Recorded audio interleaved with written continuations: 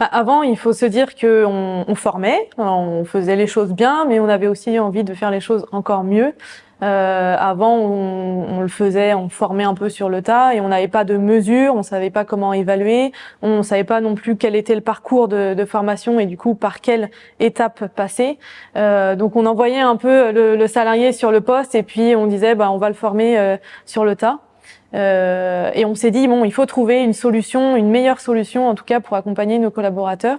Et du coup avec cette AFEST, avec cette formation sur le terrain, ce petit temps d'accompagnement, on s'est rendu compte que c'était bénéfique et que ça embarquait tout le monde. Enfin, en tout cas, on a réussi à embarquer tout le monde, que ce soit l'opérateur formateur, l'opérateur apprenant, les autres opérateurs, les managers, les chefs d'équipe, les ressources humaines, les méthodes. Enfin, on a vraiment réussi à embarquer tout le monde et je pense que ça, du coup, c'est très positif pour l'entreprise et ça va permettre, du coup, d'éclabousser, si je puis dire, sur toutes les autres équipes et les autres sites. Il y a forcément des conditions de réussite. Moi, je dirais la communication, c'est une des premières conditions. Il faut que tout le monde soit informé de ce qu'on fait, de ce qu'on va faire, pourquoi on fait ça, quels sont les moyens qui nous sont donnés.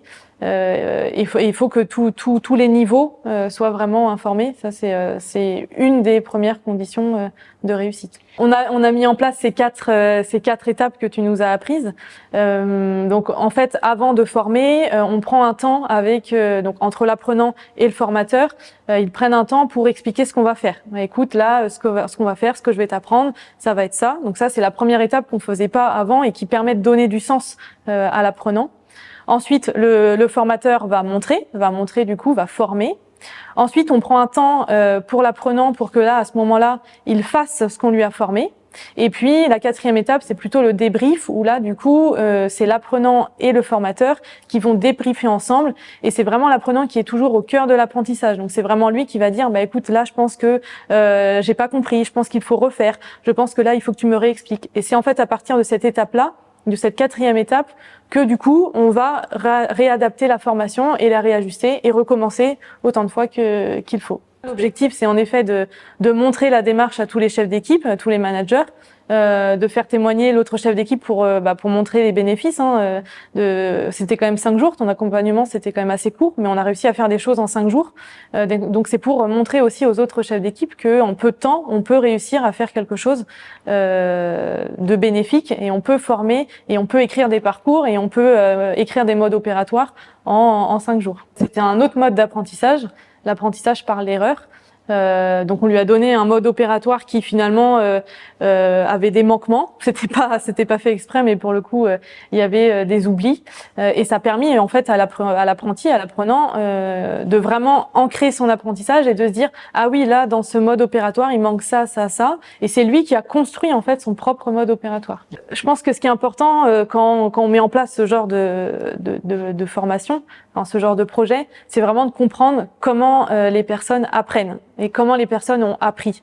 Et ça, c'est quelque chose qu'on ne posait pas avant, enfin on se posait pas la question, mais que ce soit pour le formateur, pour comprendre comment il a appris, parce que du coup souvent ça découle de comment il va former, et comment l'apprenti apprend, on gagne un temps énorme et ça joue ensuite sur la façon de former. Mon rôle a été plutôt de coordonner les équipes, coordonner du coup les managers, s'assurer que les managers ont passé la bonne information aux salariés. L'idée c'était pas d'arriver un jour et que le salarié soit pas informé de ce qui se passe et pourquoi on est là. Donc là, c'était vraiment du travail en amont, du travail de communication, donc s'assurer que l'information a bien été passée.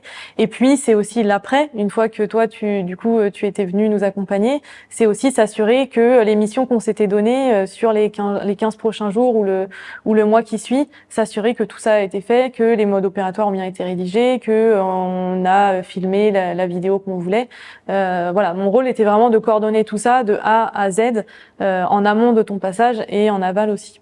Ce qui est intéressant, c'est que en effet, quand on est RH, on connaît moins le métier, ou voire pas du tout, de l'opérateur qui est sur poste, et ça permet du coup de prendre du recul et de poser des questions un petit peu naïvement, qui ensuite permettent à l'opérateur de réfléchir autrement et de se dire ah oui, c'est vrai que cette information-là pour moi, elle était basique, elle était simple, je ne l'aurais jamais transmise, mais là pour le coup, oui, c'est vrai que c'est important de transmettre cette information. On s'est rendu compte qu'on avait des salariés qui étaient fiers de former, on avait des salariés qui étaient fiers d'être formés. formés, d'avoir de la reconnaissance de notre passage aussi. Notre passage a fait que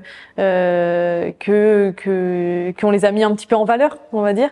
Et ils sont, oui, reconnus aussi à leur poste. Hein. Notre formateur expert était reconnu. On a des salariés aussi qui se sont entre guillemets réveillés, qui n'avaient pas forcément d'intérêt à suivre ce qu'on faisait, et puis finalement on les a vus intéressés.